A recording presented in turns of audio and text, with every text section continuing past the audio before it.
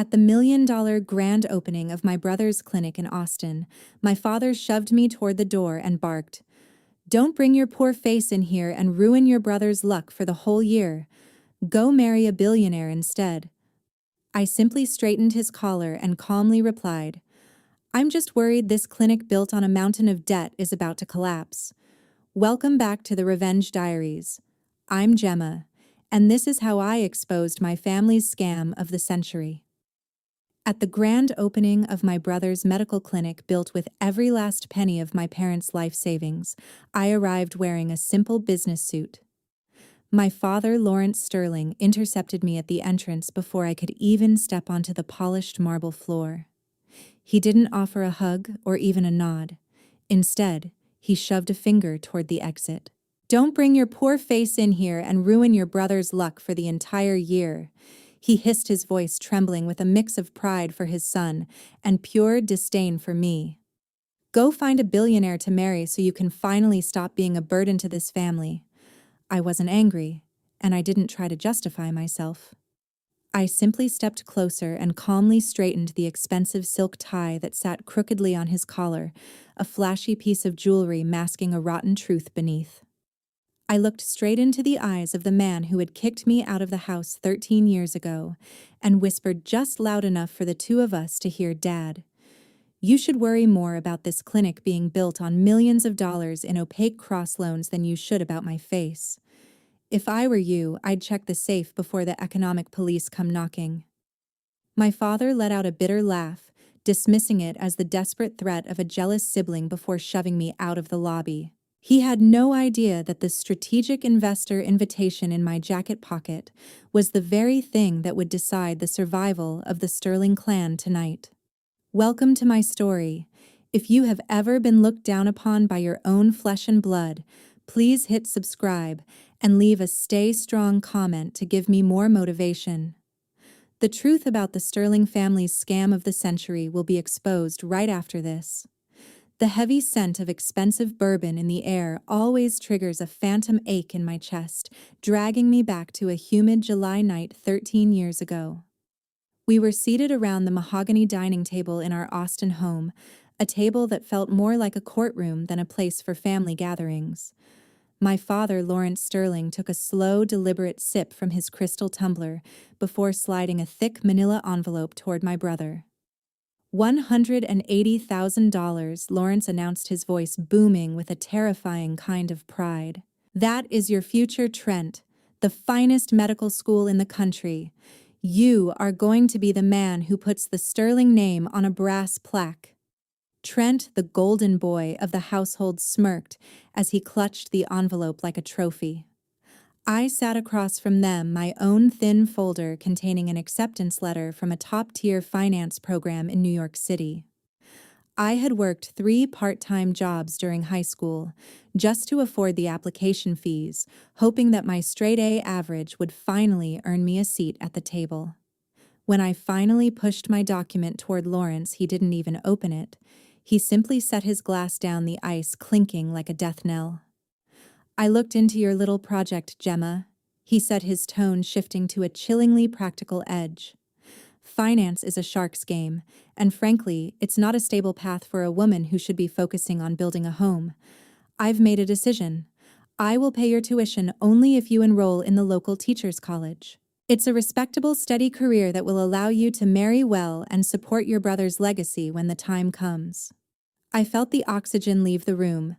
My mother, Diane Sterling, kept her eyes fixed on her plate, meticulously cutting her steak, as if the destruction of my dreams was just background noise. "It's for the best, honey," she whispered, never looking up. "Your father knows the world better than you do. Why struggle in a cold city when everything you need is right here?" "Everything I need," I found my voice, though it was sharp and jagged. "You mean everything Trent needs? You're asking me to sign a contract of domestic servitude just to satisfy your ego?" Lawrence's face hardened, the paternal mask slipping to reveal the tyrant beneath. "If you choose to chase those pipe dreams in New York, you do it without a cent of my money. No house, no name, no safety net. You leave this table, and you are no longer a Sterling." The silence that followed was the loudest sound I had ever heard. I looked at the three people who were supposed to be my world and realized that to them I was nothing more than a secondary asset to be liquidated for the primary heir. I stood up, leaving my acceptance letter on the table. If this family is nothing but a losing investment, I said, my voice steady for the first time in my life, then I'm cashing out. I'll build my own empire and I won't owe a single brick of it to you. I walked out of that house with a single suitcase and $500 hidden in my shoe. The first night in New York, I sat on a thin mattress in a cockroach-infested studio staring at my last $5 bill. I had to choose between a subway pass or a cheap ham sandwich. I chose the pass. I look down at the Patek Philippe on my wrist now, its rhythmic ticking a stark contrast to the memory of counting pennies in the rain. The girl who starved so she could study is gone, replaced by a woman who calculates the cost of every betrayal. The relentless blue light of 3 overhead monitors was the only sun I knew for many years in the heart of Manhattan's financial district. As a vice president of risk assessment at one of the nation's leading venture capital firms, my job was to find the rot hidden behind glossy brochures and charismatic founders. I had become a master at reading the silent language of ledgers, spotting the tiny, frantic tremors in a company's cash flow that signaled a looming collapse. While Lawrence and Diane were busy boasting about their son's supposed brilliance in Texas, I was becoming the person who decided which empires lived and which ones were liquidated. A few weeks before the grand opening, a routine red flag popped up on my terminal. It was a private credit report linked to a series of unusually high-interest bridge loans in the Austin area. The borrower was Sterling MedTech Solutions, a company I knew all too well. Out of professional curiosity, I began to peel back the layers of Trent's so-called medical empire. What I found wasn't just incompetence, it was a carefully constructed house of cards. Trent had become incredibly sophisticated in his deception. He wasn't just stealing petty cash, he was running a classic Ponzi scheme disguised as a revolutionary medical startup. He was using the capital from new local investors to pay off the interest on older debts he'd racked up during his failed years in Nevada. To the outside world, he looked like a booming success. To me, he looked like a man standing on a landmine, desperately trying to convince everyone he was dancing. The most disturbing discovery came when I reviewed his list of strategic partners. Trent's website featured a glowing endorsement from a prestigious surgical research facility in Boston. He claimed they were co-developing his new diagnostic AI. But when I zoomed in on the scanned memorandum of understanding, my blood ran cold. The signature at the bottom belonged to Dr. Eris Thorne, a renowned neurosurgeon, and more importantly, a long-term client of my firm. I picked up the phone and called Dr. Thorne immediately. His reaction was a mixture of confusion and fury. He had never heard of Trent Sterling, nor had his facility ever entered into a partnership with a startup in Austin. Trent had intercepted a public document from a medical conference, forged the letterhead, and used Dr. Thorne's reputation to lure in unsuspecting Texas millionaires. He was using a lie to sell a dream, and he was using my professional world to do it. Every morning, I received frantic emails from Diane filled with photos of Trent cutting ribbons or standing next to expensive-looking medical machinery. She praised his unprecedented vision and reminded me with a subtle sting that I was missing out on the family's greatest triumph. She didn't realize that those very machines were refurbished, scrap-leased under shell companies that led straight back to a high-risk lender I had blacklisted months ago. I could have stopped it then. I could have sent an anonymous tip to the authorities or called Lawrence to warn him that his life savings were being poured into a bottomless pit. But I remembered the cold silence at the dinner table 13 years ago. I remembered being told that my dreams were a shark's game. If they wanted a shark, they were finally going to get one. I didn't return to Austin to seek a reconciliation or to play the part of the dutiful daughter. I didn't come back to beg for a seat at their table. I booked a flight, packed my encrypted tablet, and prepared my final report. I was returning to my hometown not as a guest, but to conduct one final devastating field audit. The champagne at the Sterling MedTech Gala tasted like overpriced vinegar.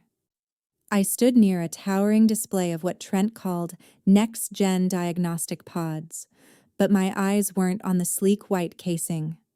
I was looking at the small, poorly concealed serial numbers near the ventilation grills. These weren't proprietary prototypes. They were refurbished units from a liquidated warehouse in New Jersey, scrubbed clean and rebranded with the Sterling logo. Across the room, Trent was in his element, holding a glass of sparkling cider and leaning in close to a group of local investors. He spoke with the rehearsed cadence of a visionary weaving a fairy tale about an AI algorithm that could predict neurodegenerative diseases before the first symptom appeared. It was a masterful performance, a symphony of buzzwords designed to drown out the silence of his empty bank accounts. I was contemplating the sheer audacity of it all when a hand gripped my elbow with surprising strength. It was my mother, Diane Sterling. She didn't look like a woman celebrating her son's success. She looked like a cornered animal wearing Chanel. Without a word, she pulled me through a side door and into a dimly lit private office. The walls were lined with Trent's fake degrees and framed photos of him shaking hands with people who likely didn't remember his name. Diane shut the door and leaned against it, her breathing shallow. "Gemma, thank God you're here. I was worried you'd actually left after what your father said at the door." "I was curious, Diane," I replied, my voice flat. "Curiosity is a powerful motivator." She ignored my tone, stepping closer until I could smell the desperate mix of perfume and white wine on her breath. She reached into her silk clutch and pulled out a stack of papers, her hands trembling. "We need your help, honey. Just a small thing. A formality, really. Trent's expansion is moving faster than the banks can process the paperwork, and they've hit a temporary snag with the liquidity requirements." I took the papers from her. I didn't need a magnifying glass to see what they were. It wasn't an involvement agreement or a family support memo, as the header suggested. It was a co-guarantor contract for a massive bridge loan that was already 48 hours past its due date. Because Lawrence and Diane had already maxed out their credit and leveraged the family home to the hilt, their signatures were worthless. They needed a clean slate. They needed mine. "You have that big career in New York, Gemma," Diane pleaded, her voice rising in a frantic melodic pitch. "Your credit score is impeccable. Everyone in the city talks about how successful you are. If you just sign this, the bank will release the final tier of funding. You won't ever have to pay a single cent. It's just a signature to bridge the gap for a few weeks until Trent closes the deal with the major investors. It's a formality to save your brother's legacy, to save our family's standing." I flipped to the signature page. The interest rates were predatory, the kind of terms lenders only offer to people they know will never be able to pay. "Do you even know what you're asking me to do, Mom? You're asking me to tie my entire financial future to a sinking ship." "It's not sinking," she hissed, the mask of the doting mother slipping for a split second.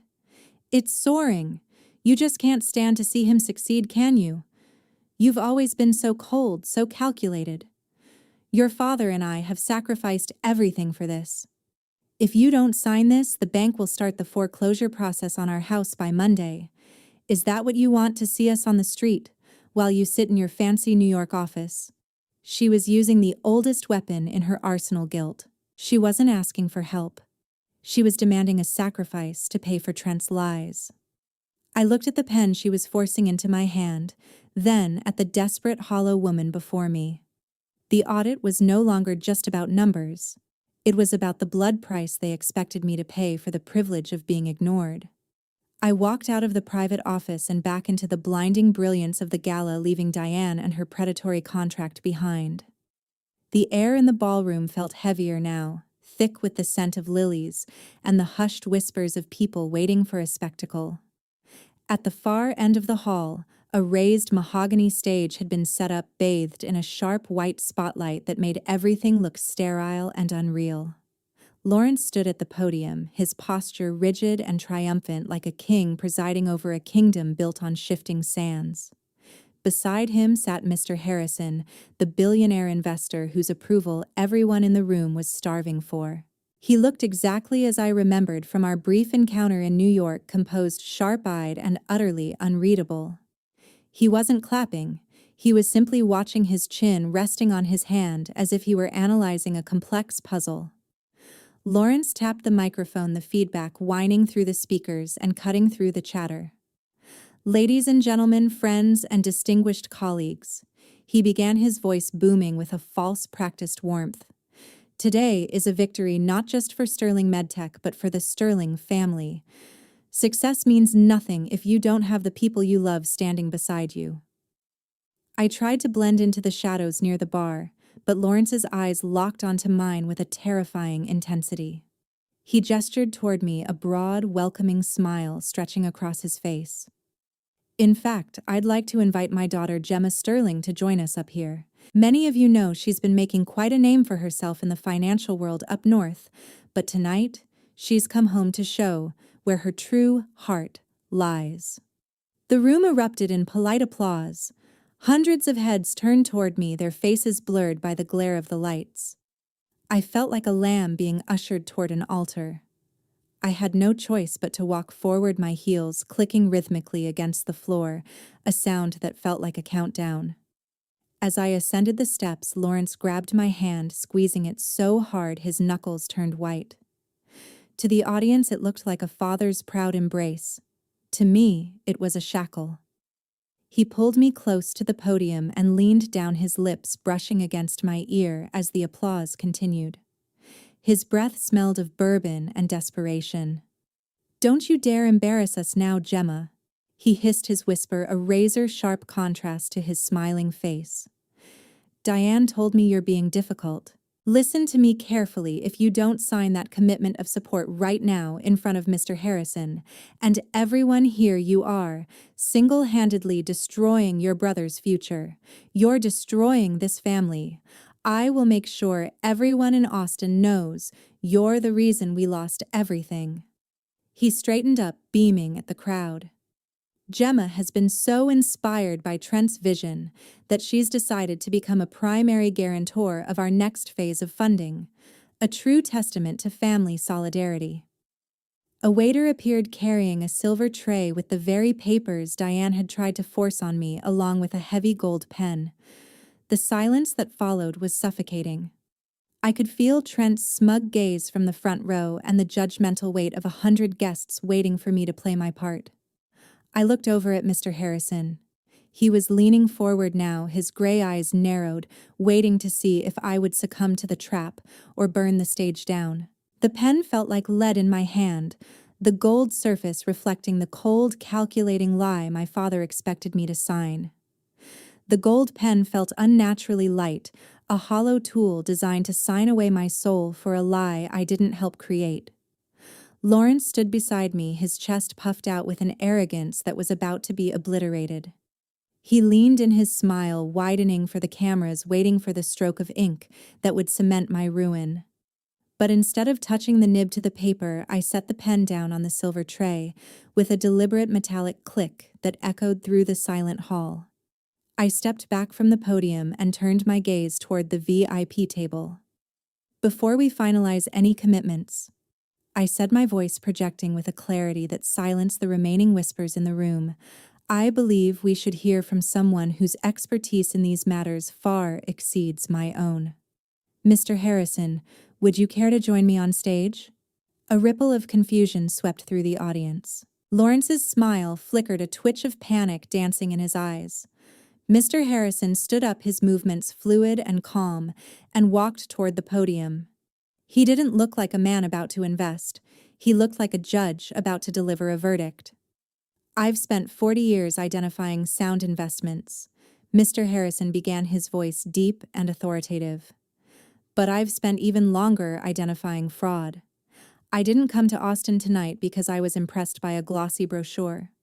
I came here at the request of Gemma Sterling, my firm's lead strategist, and the woman who saved my New York conglomerate from a $10 million auditing error last fiscal year.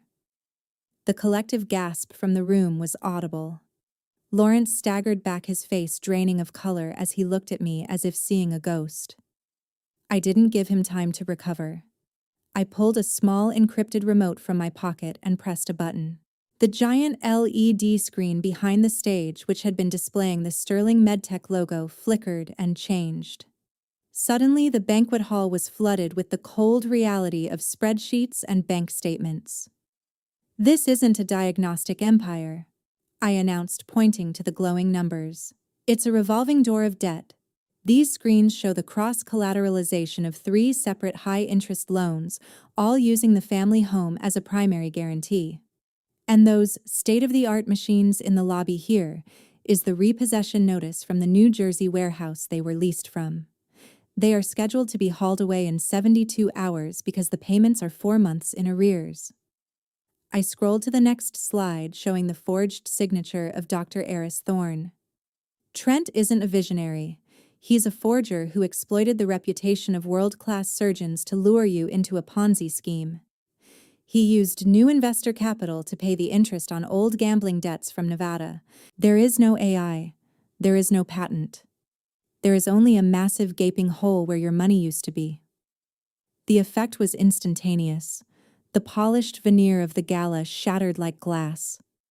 Trent, who had been preening in the front row, tried to stand up, but his legs seemed to give way as he looked at the evidence of his crimes projected for all to see. The wealthy guests who had been clinking glasses seconds ago were now standing up, their faces contorted with fury. "My money, I put $500,000 into this." A man in the third row screamed, reaching for his phone to call his attorneys.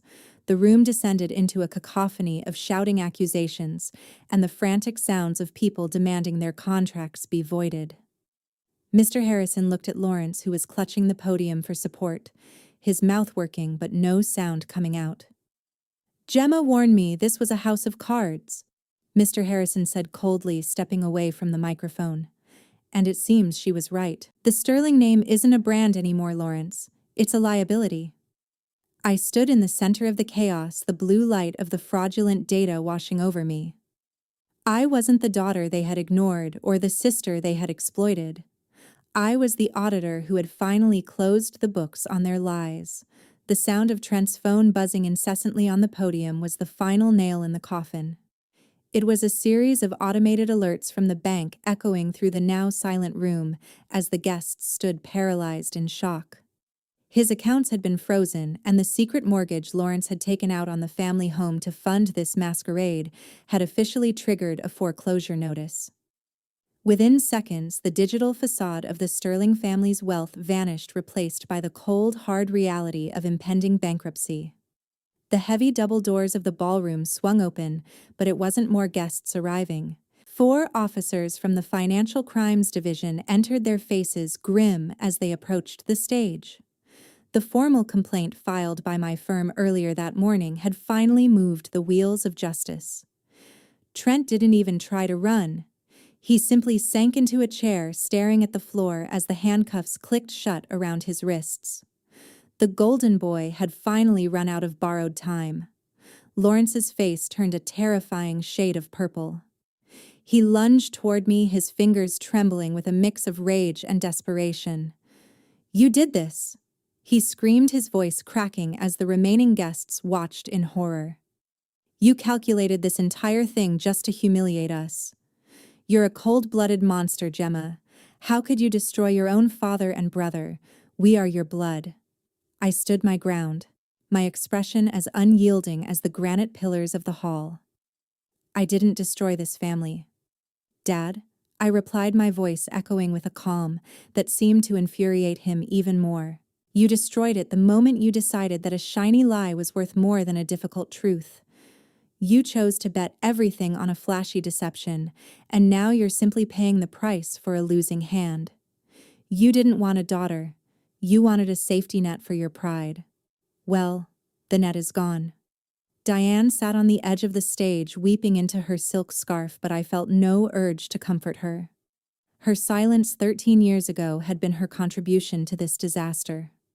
As the officers led Trent away and the bank representatives began tagging the equipment for seizure, I turned my back on the wreckage. I walked through the banquet hall past the shattered glasses and the abandoned catering trays toward the exit. Just as I stepped out into the cool Texas night, a sudden gust of wind caught the massive grand opening banner hanging above the entrance. The plastic groaned before the ropes snapped, sending the sign crashing into the dirt behind me. It was a fitting end to a house of cards. I didn't look back. I got into my car, the silence of the cabin a welcome relief from the years of noise and neglect. This story isn't just about a failed business or a family feud. It's a warning. When parents use injustice to nurture a lie, they aren't just hurting the child. They are digging a grave for their own future. Building a legacy on the foundations of favoritism and vanity is like building a skyscraper on quicksand. In the end, integrity isn't just a moral choice. It's the only currency that doesn't lose its value when the lights go out. Real success cannot be stolen, forged, or borrowed. It is built brick by those brave enough to stand in the truth.